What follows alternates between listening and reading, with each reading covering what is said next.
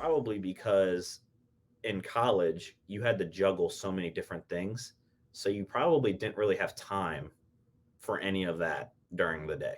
No, I'm just guessing. I'm just assuming, but yeah, no, for sure. I mean, definitely when I graduated and the only thing I had after I graduated was real estate. I mean, I had my energy in so many other things, and I didn't honestly realize how. I mean, I wasn't neglecting my real estate career per se, but I wasn't realizing how more quickly I could propel it. I mean, when I had all this time for other things now, I was like, "Oh my word, like I could, be a six-figure agent in 6 months." Like I hadn't made six figures yeah, yet by that point, and it was amazing. And I mean, I just all of that I had done, I had done so much. I mean, it prepared me, for who I am today and my career and how I've built my business.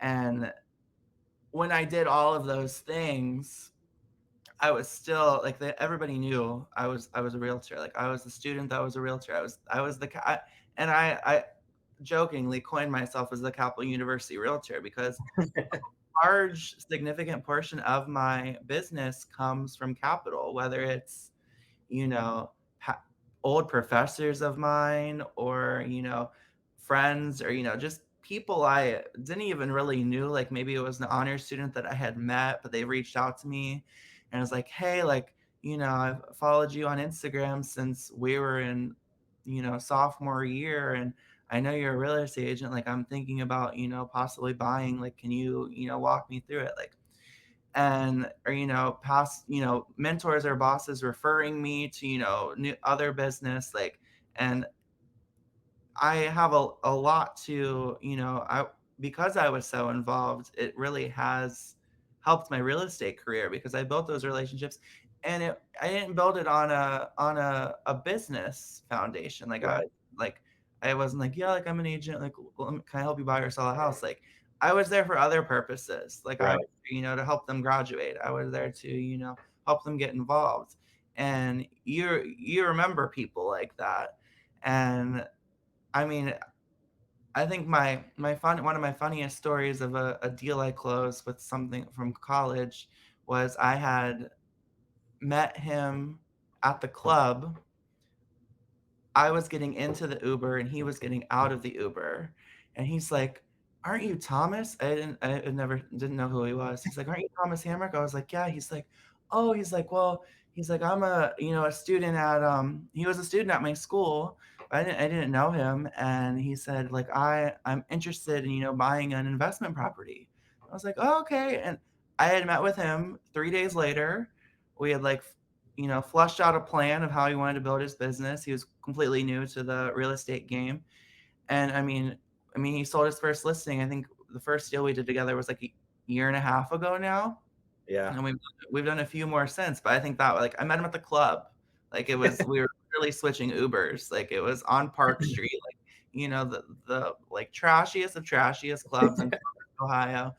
And he was getting out of the Uber and I was getting, like, it was we were like switching Ubers. It was the same Uber driver. I was getting in, so I gave him my card. He texted me the next morning. He's like, "I'd love to meet." We met in like a university building, and I mean, we just took it from there. And I just, yeah, it was honestly great, and we still tell that story today. That's so funny.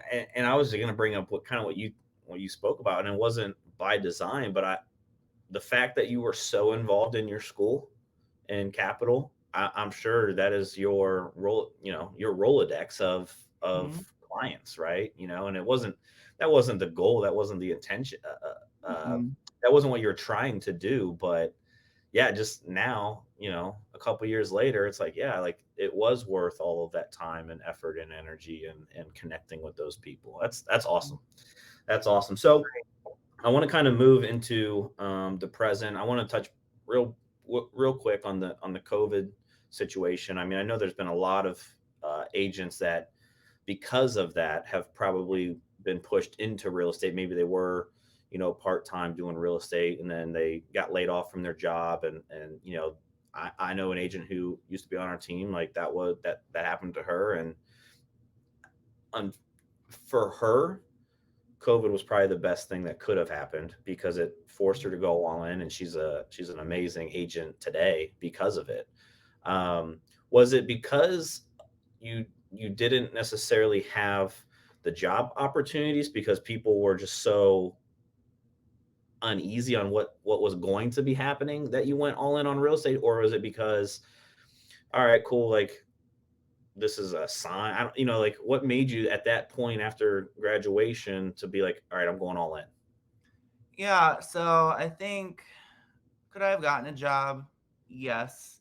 I definitely had the network and the connections that I could have pulled on to. I had done, 5, 6, 7 internships in college. I had, multiple different. I mean, I could have got recommendation letters from so many people, but I had fallen in love with real estate by that point. The student affairs world had kind of, paused, and there were some things that happened there where I just, necessarily didn't think I wanted to pursue that forever. And I was like, you know what, I'm just gonna give real estate full time a try. And as soon as I did it, I mean, day one, I went into the office and I was like, this is exactly what I want to do. I mean, I don't know. I was like, I don't know why I didn't do this sooner. Um, and I mean, COVID, it was March through, I mean, I graduated end of April of 2020. And I mean, May, June, July was just a weird time because I mean, we were allowed to show houses, but like, it was, one at a time. Like it's hard to get Right. in. A lot of people, weren't even allowing showings. Um, it was definitely a weird time, and a lot of my friends, they didn't have jobs. They didn't have it took them a long time because so many places were on hiring freezes. Like no one Right. was, and no one, it wasn't that, they didn't want to hire them. It was that they weren't allowed to. The world Yeah. was such an unknown at that point that, budgets were frozen, hiring was frozen. Like everyone's like, we're just going to work from home and just wait this out. And if you need a job, sorry, we can't give you one right now. Like we'd love to have you. Yeah. Um, I mean, so I honestly, with experiences that my friends are having, I was like, I'm not even going to try to pursue another job. I was like, I have a great career right here that I love. I knew that I loved.